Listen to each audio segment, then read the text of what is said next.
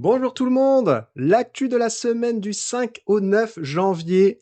Et il y a eu pas mal d'actualités boursières, hein. Et bien sûr, il s'est passé quoi le week-end dernier plutôt, hein, même vendredi il me semble.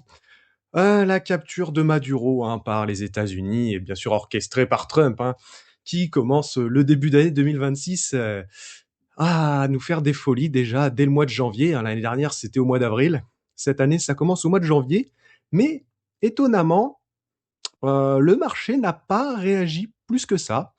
Voilà, le SP500 lundi qui nous fait qu'un plus 0,6% à la hausse, hein, même mardi, pareil, plus 0,6, pour finir au final sur une semaine à plus 1,57%. Donc au final, ceux qui pensaient que ça allait créer des tensions géopolitiques, bien sûr ça en a créé, mais les marchés s'en fichent complètement.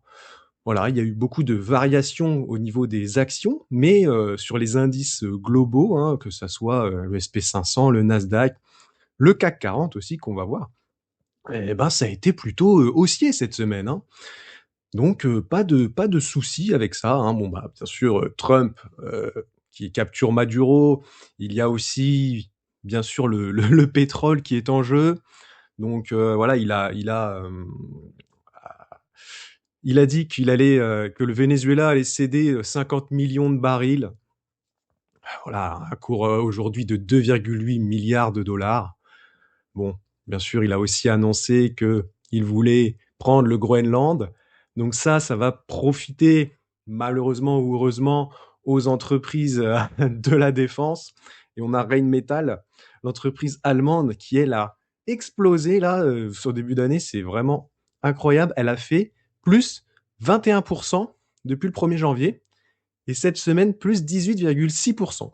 Alors il y a aussi le fait qu'elle a signé donc une extension majeure de son contrat avec l'armée allemande. Donc voilà, c'est ce qui a fait s'envoler le titre. Hein, si on regarde la cotation là, 1900 euros, elle est à 1900 euros l'action. Voilà, c'est pas son ATH parce que dans l'année 2025, elle avait été déjà à 2000 euros, hein, fin 2025. Voilà, c'est une entreprise qui va profiter un petit peu de tout ce contexte géopolitique. Et il y en a d'autres, hein, mais voilà, ça c'est pour l'entreprise européenne qui est dans l'Eurostoxx 50. Pas mal du tout, hein, comme entreprise, mais là, je pense c'était bien de l'acheter, voilà, sur les 1400, 1500. Maintenant, à voir si elle retouche les 2000 et qu'elle redescend, pourquoi pas en prendre en portefeuille, surtout qu'on peut l'avoir sur PEA. Sinon, on a eu Novo Nordisk, l'entreprise danoise, qui fait pareil, un très bon début d'année avec plus 17% et plus 15,5% sur cette semaine parce que du coup, elle a lancé la version orale de son comprimé contre l'obésité Wegovy aux États-Unis. Ce qui fait que le titre a grimpé parce que bien sûr, c'est quand même beaucoup plus simple de prendre un cachet plutôt que des injections. Et voilà, à voir les prochains résultats, je pense que les résultats qui vont être annoncés par Novo Nordisk va faire que le titre va repasser au-dessus des 400 des CAC, ce qui serait pour moi logique. Hein, elle a un petit peu, si on dézoome, un petit peu cassé quand même sa tendance baissière, hein. On voit la ligne bleue là qui est en descente totale, hein. Elle faisait des hauts, des points hauts de plus en plus bas. Et là, elle nous fait une sortie, une très belle sortie, hein. Boum. Il n'y a pas eu pour l'instant de semaine rouge, ou de journée rouge en fait, depuis elle a cassé là. À voir ce que ça donne la semaine prochaine, parce que là, elle a quand même tapé les 385, 86, et petite baisse, mais bon, quand même, sur 5 jours, c'est plus 15%. Mais voilà, si on peut aller rechercher les 450, ça donnerait vraiment un vrai signal de retournement pour Novo Nordisk et on pourrait retourner à un prix qui pour moi est plus que correct autour des 500, 600 des KK parce que moi, personnellement, je la considère sous-évaluée. Voilà, je l'en ai en portefeuille. Sinon, en Europe, on a eu quoi aussi, bien sûr. J'en ai parlé sur mon X, ASML, hein, qui nous fait un ATH sur ATH, là, vraiment incroyable. Bon, bah, c'est une entreprise que j'ai aussi en portefeuille, hein, mais elle était un petit peu décriée sur 2025, mais voilà, ça y est, elle va rechercher son ATH qui était à 1020 euros. Si je regarde dans semaine, parce que son ATH, il date un petit peu, hein, c'était en juillet 2024. Elle a fait une année 2025 où j'en avais beaucoup parlé. Bon voilà, parfois on parle d'actions et ça descend pendant 2 ans, 3 ans, que ça stagne. Celle-ci, je sais que voilà, j'ai pas mal d'abonnés qui en ont acheté autour des 600, 650, même il y en a qui ont réussi à l'avoir là, ici, autour des 550, hein, vraiment très, très bonne entrée. Et voilà, là, elle nous fait plaisir. Elle est remontée.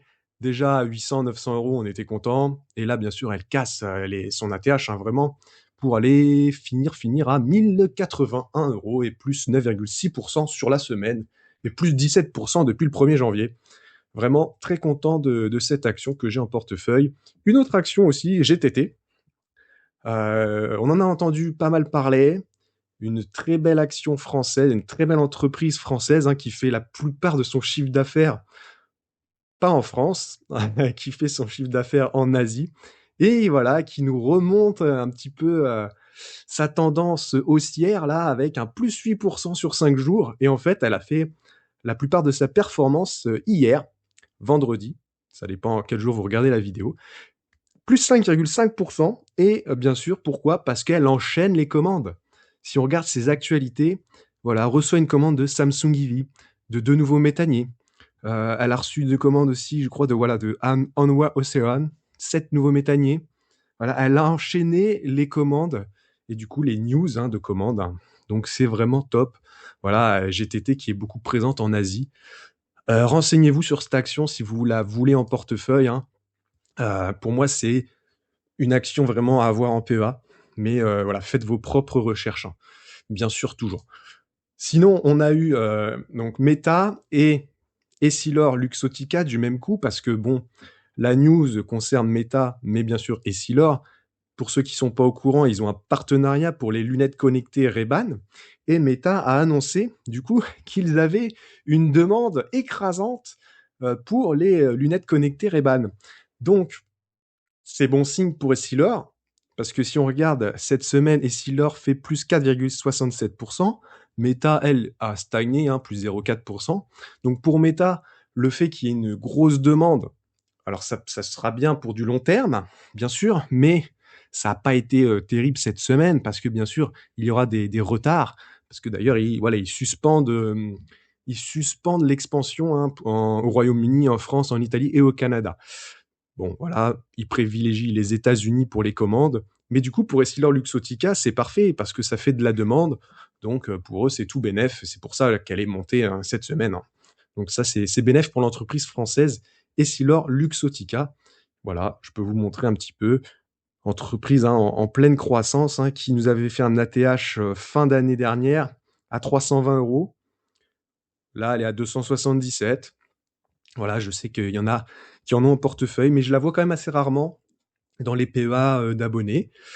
Je pense que voilà, ça peut être une bonne entreprise à avoir, hein. Pourquoi pas, pourquoi pas, pourquoi pas. Sinon, côté asiatique, on a eu TSMC qui a publié ses résultats. Le chiffre d'affaires du quatrième trimestre a bondi de 20% par rapport au quatrième trimestre 2024. Bon bah voilà, TSMC, hein, c'est un peu le no-brainer asiatique.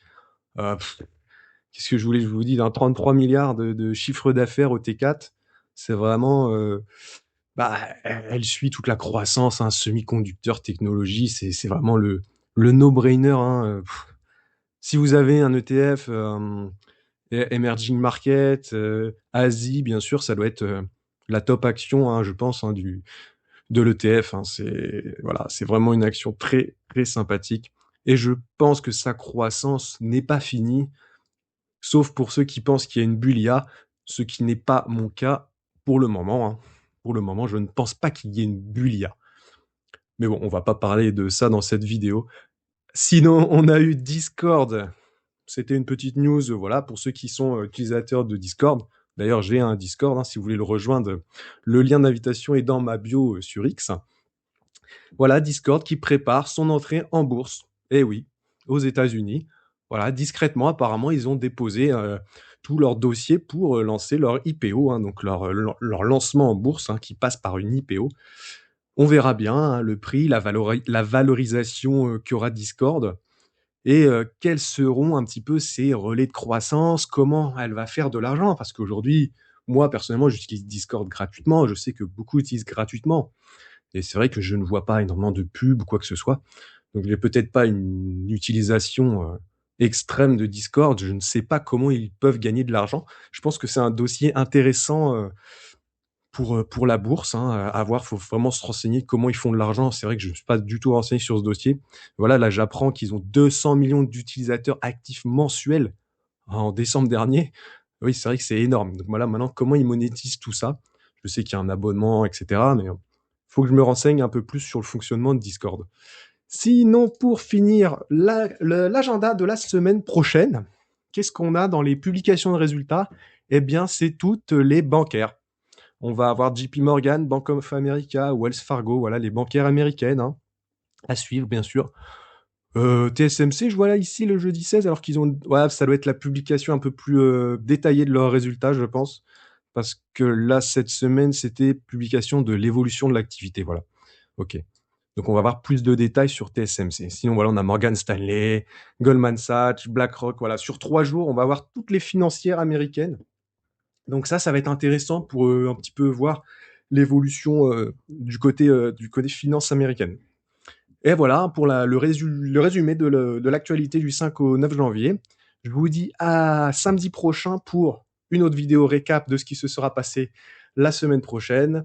N'hésitez pas à aller voir mes dernières vidéos, hein, si vous êtes débutant, que vous voulez ouvrir un PEA, vous vous posez des questions, vous pouvez aller voir ma vidéo sur le meilleur PEA de 2026 ou sinon sur quel ETF choisir en 2026. Hein, je vous ai fait une petite liste d'une vingtaine d'ETF à avoir sur PEA. Enfin, bien sûr, pas les 20. Hein. Ne me prenez pas 20 ETF sur PEA, mais une sélection de 3-4 dans ces 20-là vous permet d'être exposé vraiment mondialement. Donc allez voir ma dernière vidéo sur les ETF. Je vous dis à la semaine prochaine. Ciao tout le monde.